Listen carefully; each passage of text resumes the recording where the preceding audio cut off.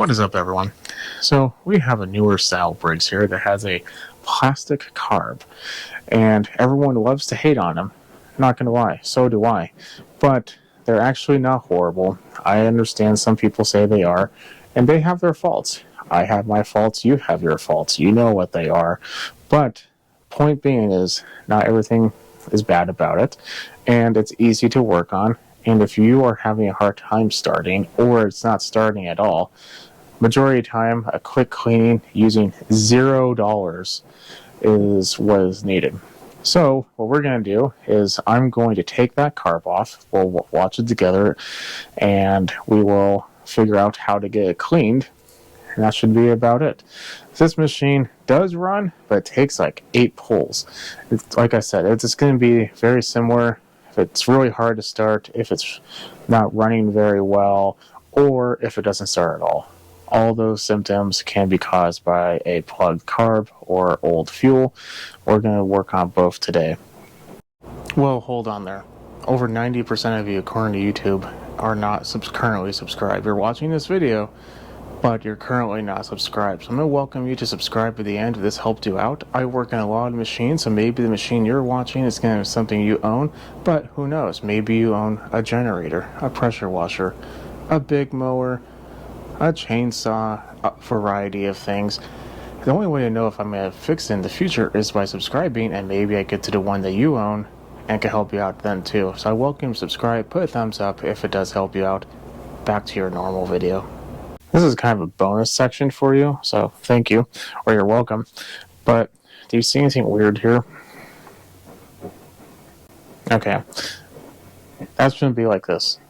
If you look, that should be straight with that little seam, and it's not. This obviously had some type of going to it. Well, when it's bent, this whole thing just moves and actuates the choke lever. Well, the choke lever right now, when it's cold, if you can see in there, I can barely see, but I see it's open.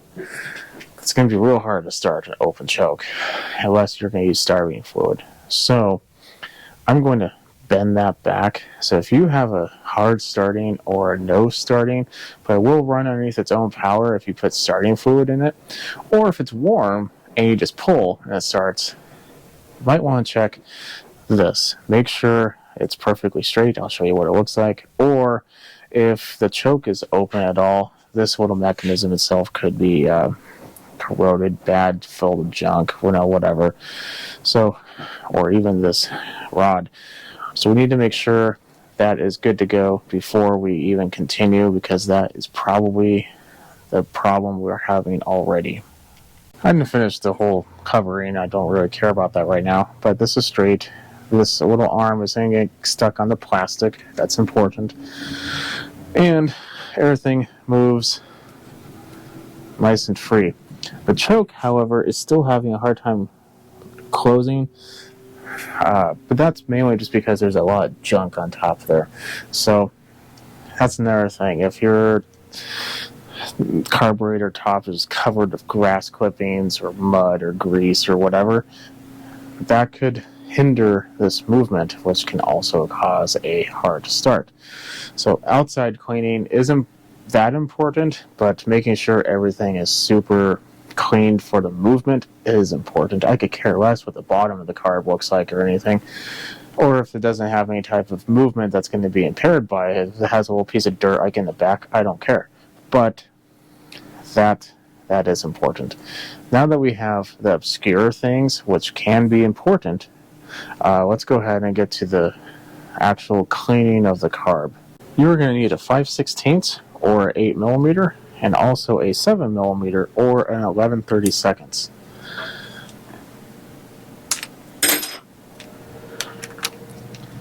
The 11/32 or the 7 are right here. It's the silver screws. Taking them out with the impact or drill is pretty safe. Just don't go super crazy with it. Just, it's plastic. Putting them back on, I'll use the impact, but you shouldn't, because I've done this hundreds of times.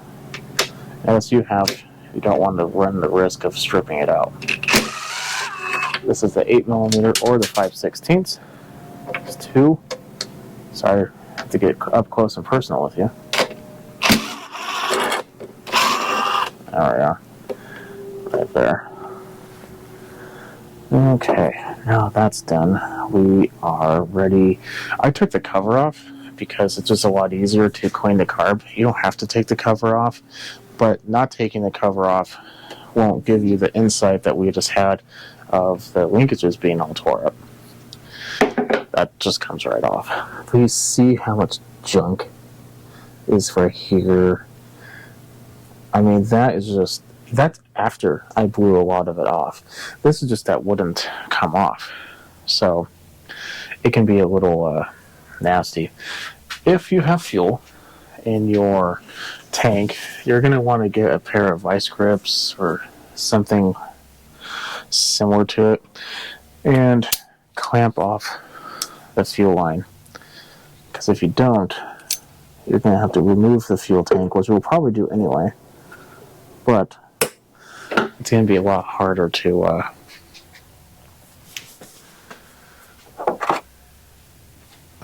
take the carb off. There's a little fuel clamp in there, pair of pliers. I know you can't see, but I need to put my hand where you were, just moving the clip down. Okay. Now, Harbor Freight sells, or at least they used to, I'm pretty sure they still would, a set of these little pliers. They're almost, I feel like they probably are meant for this type of thing. They call them fuel line pliers, I believe, but they are perfect for small engine work. Now when you remove this, you don't squeeze down on it that hard. There we go. A little bit of fuel is going to drip just because we put the pliers not at the end, so whatever fuel is in the line is going to come out. Now we need to take this off. So removing it can be a little annoying or cumbersome. Just going to get that out of our way. I don't want to pull on it. It should come out. It's being held in place by the intake tube. But we're going to want to bend this up for the choke. Let's get you a better view. You're going to want to bend this up for the choke and let that come out ever so slightly. There we go. And now we're able to move everything over and pull out the throttle. A little bit of fuel will come out the inlet for the carb. That's fine. Now I'm going to get this blown off and cleaned out so we don't have like years worth of grass clippings just chilling everywhere, and we'll get working on it. So far we have about a penny's worth in this towel, and that's about it. So, okay, maybe it's not free. We have our same 7 millimeter to take off the bolts or the screws for the carburetor. This again, probably safer with a ratchet, but taking them out is not exactly the hardest.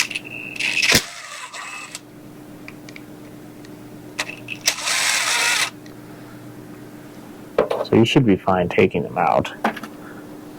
Just like I said, it's plastic, just don't go crazy. So this is probably going to be the second most difficult part, is trying to get the bottom of the bowl off.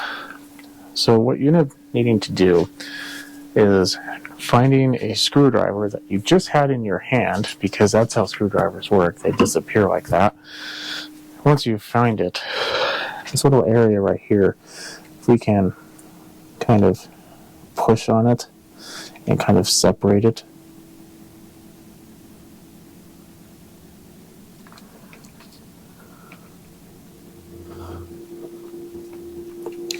Maybe a thinner one.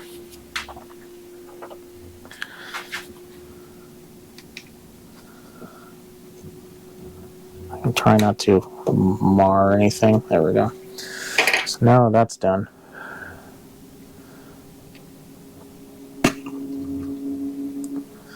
There we go. Set that to the side. So now we have our carburetor. This is definitely probably the most difficult part. Take your screwdriver. See this black and the white? Then this little section right here. That gives you just enough room to do this. You're putting your screwdriver on the black. Now on this corner, we're going to rock it. So this corner is pressing down on the body of the carb, and this corner is pressing up on the emulsion tube. That way, it kind of pulls it out. Like so. Just kind of rock it back and forth, and voila. Comes right out. This is your problem right here. I took the fuel out of the carb before. I just set it on top of this little cup, and with the inlet of the carb facing down, and it drained the majority of it. And there's no water. I do that, and you should do that to check if there's water. I didn't see any water. Water will look like there's like oil on the bottom of it. It's not going to mix very well, or it's going to appear cloudy. So if you see a separation of any type, there's probably water. Next, unfortunately, you're going to have to either borrow or use an air compressor, get a can of compressed air. I don't really recommend carb cleaner because this is plastic and there's rubber O-rings on it, but if you only have carb cleaner, you could potentially spray if you just want to take those O-rings off. This does come apart, but in my experience, you don't really need to do that. I'm going to take a air compressor and blow through all these little jets and make sure, especially this one, is clean. This is the one that it picks up the fuel, and if that's plugged, the whole thing is going to be pretty much useless. So I'm going to make sure everything's blown out and nice and clean. My apologies for the noise. Now, I hope I won't have to tell you this, but if you're using an air compressor, make sure you're wearing goggles. You're shooting gasoline out of this. Don't want that in your eye. So, with the fuel inlet sticking out this way, we just put the emulsion tube in the same way, and you just press down until it clicks. Well, you'll feel a click, or hear it. I just felt it. But there's a little bit of an overhang, but not much. We should be good to go. At this point, we put the bowl on. It only fits one way. So if you're having a hard time like I am, then you turn it around. There we go. Get the screws lined up. No, not quite. Did you drop anything in there? No? Okay, good. Probably should get the screws lined up before we push down on it. Okay, now we get the screws. Like I said, you should probably be using a ratchet or a wrench. I'm going to use my impact and just go to very slow.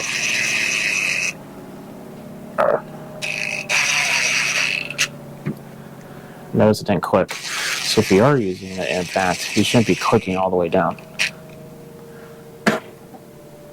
And there we have it. I'm going to put this back on, but before, let's see if that moves freely. Notice the first time it was a little hesitant. I don't like that. I'm going to take a little bit of oil and oil this little sponge. I'm using marble. You can use WD. You can use engine oil for all you want, I suppose, but I'm just going to lubricate everything.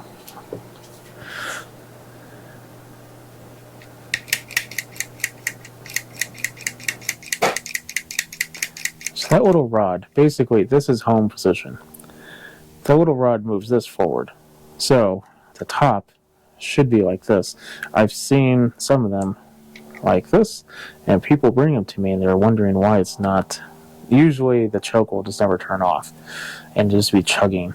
That's the reason why. Don't do that. it goes behind. This has to move the choke open, and then the spring is supposed to shut it. It appears like it is good to go now. I'm going to get it installed, and then we will turn it on and see if it takes. It's about 28 degrees outside right now. I'm going to say it's going to take about 2 pulls, which is completely normal. Perfect. All done. So we should be able to turn this on and have it be easy to turn on and run appropriately. It's going to chug.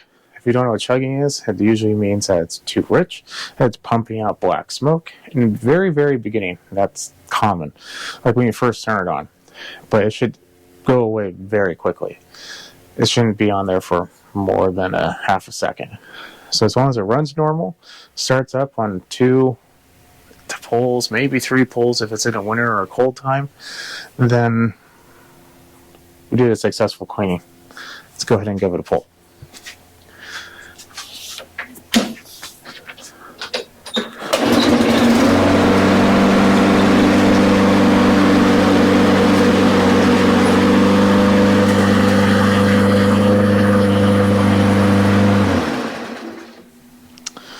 Well, that sounded pretty successful to me, don't you think? I think so. So this is good to go. This is how you clean a Briggs & Stratton plastic carb.